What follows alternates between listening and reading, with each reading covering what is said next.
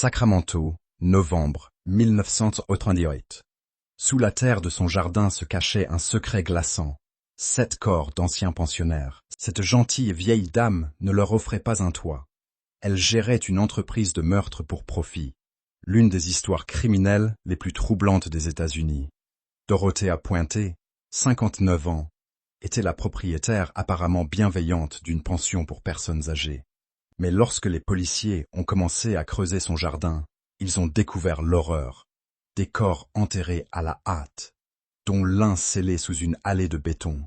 Comment cette femme, cette grand-mère au sourire doux, avait-elle pu transformer sa maison en cimetière clandestin? La réponse se trouve dans un passé criminel long de plusieurs décennies.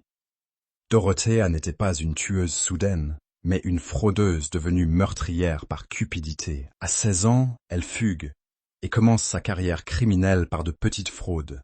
Mais son vrai talent, c'est le travestissement. Elle change d'identité comme d'autres changent de robe.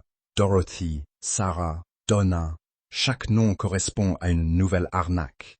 Dès les années 1950, elle perfectionne son premier métier, l'escroquerie. Sa spécialité, les faux chèques et le vol d'identité. Elle fréquente assidûment les bases militaires, ciblant les jeunes soldats naïfs qu'elle dépouille méthodiquement. Chaque nouvelle arnaque la rapproche de son modèle ultime. Dans les années 1960, elle ouvre sa première pension non déclarée. Le principe est simple. Récupérer les chèques de pension des personnes âgées, puis attendre que la mort fasse son travail. En 1978, elle est enfin arrêtée pour fraude et passe 3 ans en prison. 3 années qui lui permettent d'affiner son système meurtrier. Dorothea ne tuait pas par plaisir, mais par calcul financier. Chaque corps représentait un revenu mensuel garanti. Une véritable entreprise mortelle. Sa méthode est diaboliquement efficace. Recruter. Ses cibles sont spécifiques. Des hommes âgés, souvent alcooliques, sans famille proche, touchant des prestations sociales. Contrôler. Obtenir leur procuration pour encaisser leurs allocations. Éliminer. Le mode opératoire est toujours le même. Elle les drogue avec des somnifères écrasés dans leur nourriture ou leur boisson. Une overdose de codéine, de Valium, de Dalman. Quand ils sont inconscients, elle les étouffe avec un oreiller. Propre, silencieux, sans effusion de sang. Caché. Enterrer les corps dans son jardin. Profite. Continuer à percevoir leur pension pendant des mois. Louer à nouveau les chambres nouvellement libérées et recommencer. Parmi ses victimes, 3 hommes vont causer sa perte.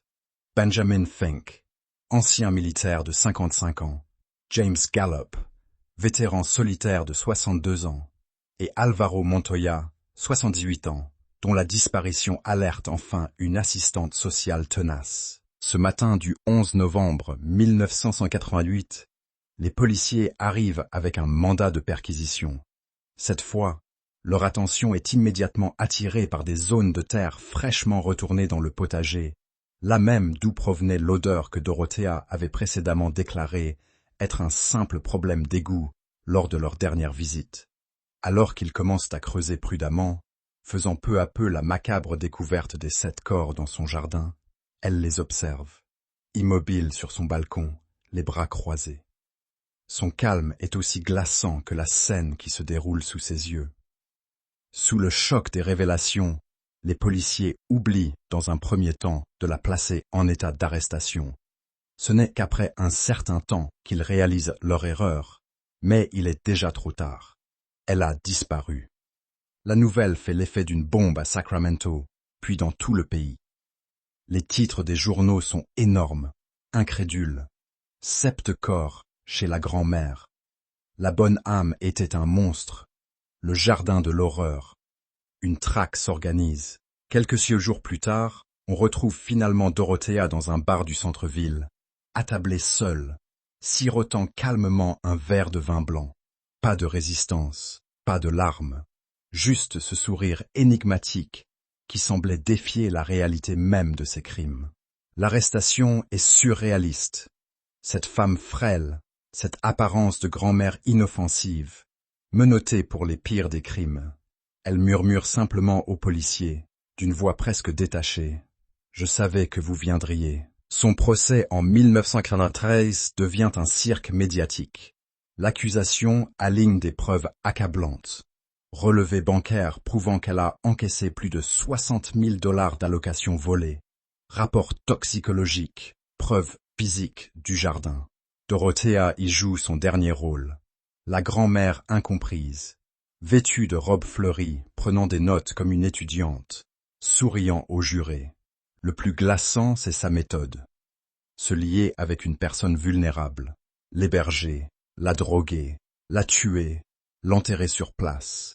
Et continuer à toucher ses aides, les ordonnances, des quantités industrielles de somnifères, les témoignages des rescapés, ceux qui ont refusé de boire son vin spécial. La défense plaide la vieille dame incomprise, en difficulté financière. Le jury ne se laisse pas duper.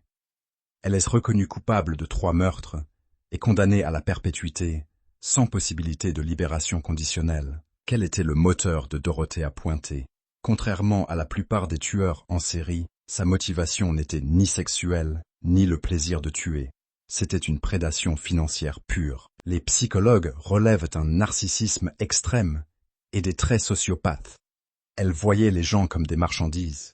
Son cas a exposé des failles terrifiantes dans notre système de protection sociale.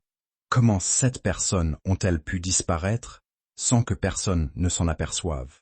Parce qu'elle a choisi délibérément des victimes que la société avait déjà oubliées. Sa mort en prison en 2011 n'a pas clos les questions que son cas soulève sur la surveillance des aidants et la protection des personnes vulnérables. Ce qui me glace dans l'histoire de Dorothea Pointé, ce n'est pas le nombre de victimes, mais le calcul. Ce n'était pas un crime passionnel, c'était un plan d'affaires froid et systématique. Elle a transformé la confiance en arme, utilisant son apparence de grand-mère comme camouflage parfait. Son cas pose des questions inconfortables. Combien de personnes vulnérables passent à travers les mailles du filet social?